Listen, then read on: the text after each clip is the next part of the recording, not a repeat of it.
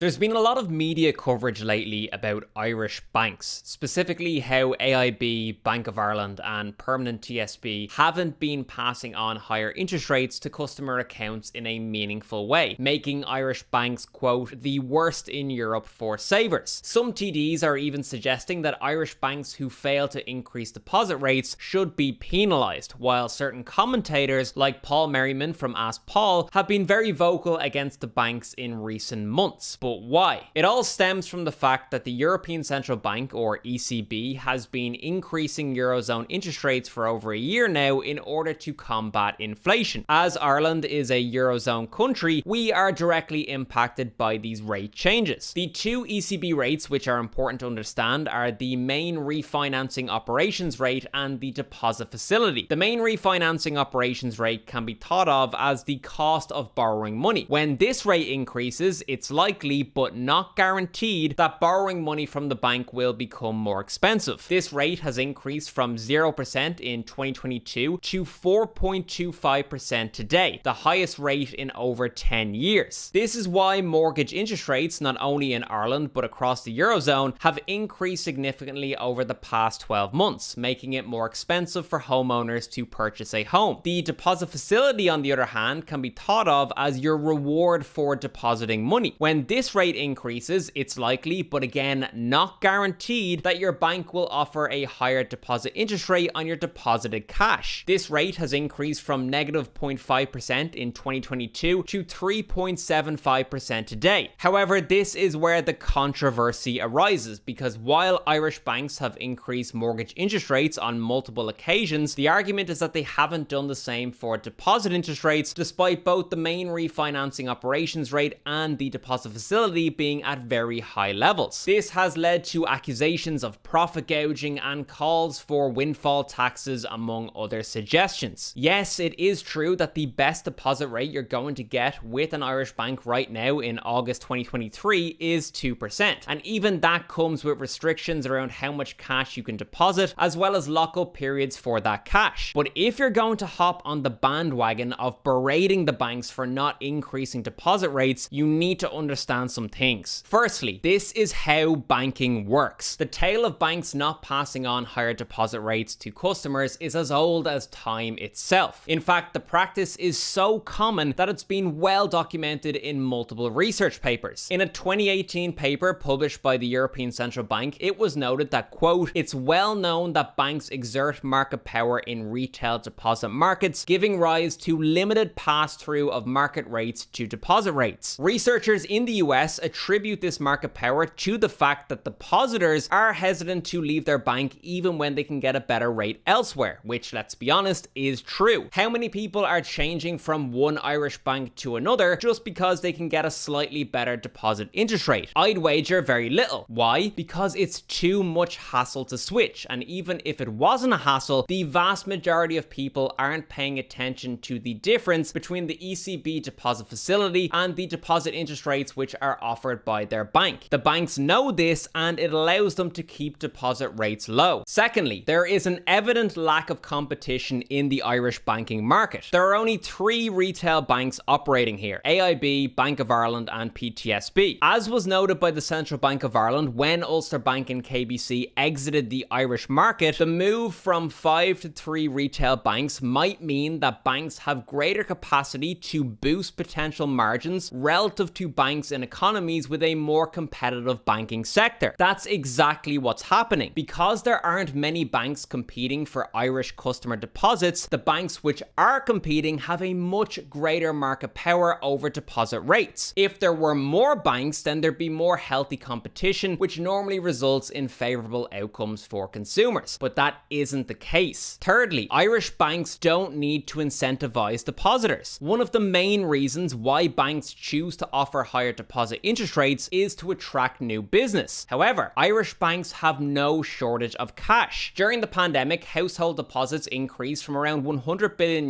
in January 2020 to €131 billion in January 2022, a 31% increase in 2 years, which on a proportional basis was among the largest in Europe. PTSB saw total deposits grow by 13.84% in 2022, AIB by 10.22%, 9.8% and Bank of Ireland by 6.93%. The banks don't need to incentivize depositors to bank with them because they already have so many deposits at their disposal, and they'll continue to receive deposits because of A, natural market power, and B, a lack of competition. Why would Irish banks optionally increase their expenditure when they don't have to? The banks aren't operating a charity, they're operating a business, and market conditions are currently in their favor. Simple as. To understand why, you need to understand net interest margin. Between January 2020 and October 2022, Irish bank stocks significantly outperformed bank stocks in the UK, US, and Europe. And recently, analysts at Bank of America tipped both AIB and Bank of Ireland stock price to continue to soar. This largely comes down to the bank's net interest margin, or NIM. According to the Central Bank of Ireland, Irish banks rank among the highest in Europe in terms of the share of net interest income relative to total operating income. Because of this, the profitability of Irish banks is heavily predicated on their net interest margin, which is the difference between the interest rate that the banks earn on their loans and other assets and the interest rate that the banks pay to their depositors and other institutions. The higher the net interest margin, the more profitable the bank, especially when net interest income represents a large share of total operating income, as is the case with Irish banks. Take AIB for example. Net interest income accounts for 80% of AIB's total operating income, so AIB's profitability is going to be heavily influenced by their net interest margin. In their half-year financial results for 2023, they reported a loan-to-deposit ratio of just 59%. This suggests that AIB isn't reliant on expensive wholesale funding to fund their lending operations, which is a good thing. Instead, they are awash with customer deposits. This is positive for net interest margin because we know that banks exert market power over deposit rates, which allows AIB to keep their interest expense low by not passing on higher rates to depositors. On the other side of the equation, you've interest income. AIB's interest income increased by 128% between June 2022 and June 2023 to over €2 billion.